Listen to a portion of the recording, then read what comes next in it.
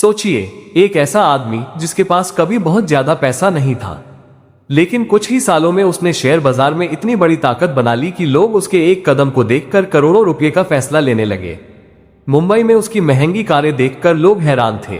उसका नाम अखबारों की सुर्खियों में था और शेयर बाजार में लोग उसे कहते थे बिग बुल। लेकिन फिर एक दिन ऐसा आया जब उसकी बनाई हुई पूरी दुनिया हिल गई। पैसा, शेयर बाजार, बैंक और करोड़ों रुपए का सवाल। आखिर हर्षद मेहता ने ऐसा क्या किया था और कैसे एक आम आदमी शेयर बाजार का सबसे चर्चित नाम बन गया?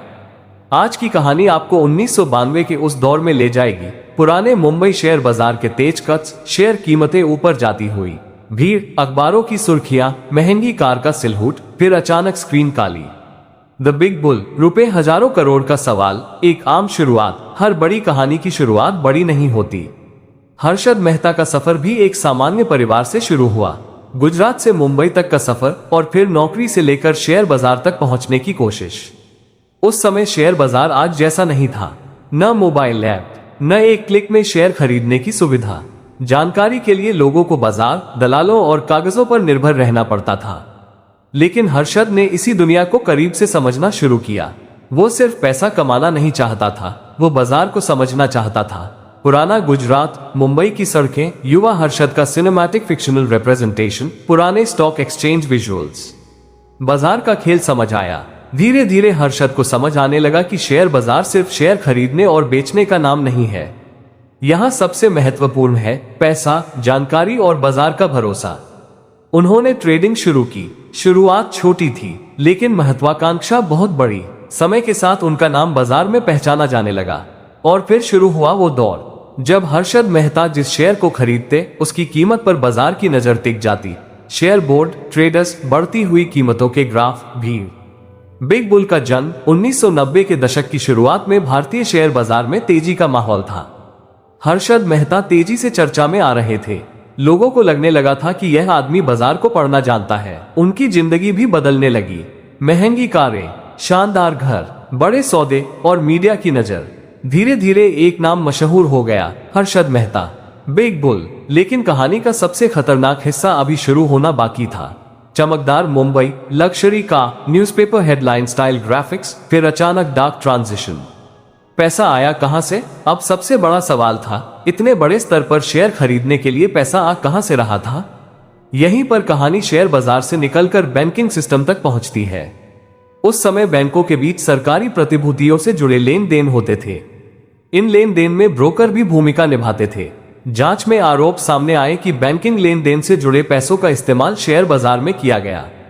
यानी एक तरफ बैंकिंग सिस्टम, दूसरी तरफ शेयर बाजार और बीच में था पैसा। यही वो जगह थी जहां से पूरा मामला बेहद गंभीर हो गया। बैंक, सरकारी बॉन्ड, पुराने दस्तावेज, पैसे का सिनेमैटिक फ्लो एनिमेशन। शेयरों की कीमतें आसमान पर। जब बड़ी मात्रा में खरीदारी होने लगी तो कुछ शेयरों की कीमतें तेजी से बढ़ने लगी। और जब लोगों ने देखा कि कीमतें लगातार ऊपर जा रही हैं, तो और लोग बाजार में आने लगे। यही बाजार की मनोविज्ञान है। कीमत बढ़ती है तो भरोसा बढ़ता है, भरोसा बढ़ता है तो खरीदारी बढ़ती है। लेकिन सवाल ये था, क्या ये तेजी वास्तव में मजबूत थी या इसके पीछे कुछ और चल रहा था? तेजी से ऊपर जाता स्टॉक ग्राफ, निवेशकों की भीड़, फिर ग्राफ पर क्वेश्चन मार्क। वो खबर जिसने सब बदल दिया। फिर आया 1992। पत्रकार सुचेता दलाल ने इस पूरे मामले पर सवाल उठाए। जैसे जैसे जांच आगे बढ़ी, वैसे वैसे कहानी की परतें खुलने लगी। बैंकिंग लेन देन, शेयर बाजार और पैसों के इस्तेमाल से जुड़े सवाल सामने आने लगे। जिस कहानी को लोग सफलता की कहानी समझ रहे थे, अब वही कहानी देश के सबसे बड़े वित्तीय विवादों में बदल रही थी। पुराने अखबार, पत्रकारिता, डॉक्यूमेंट्स, जांच अधिकारी, फ्लैशिंग हेडलाइंस। बाजार में भूकंप और फिर बाजार में भरोसा टूटने लगा।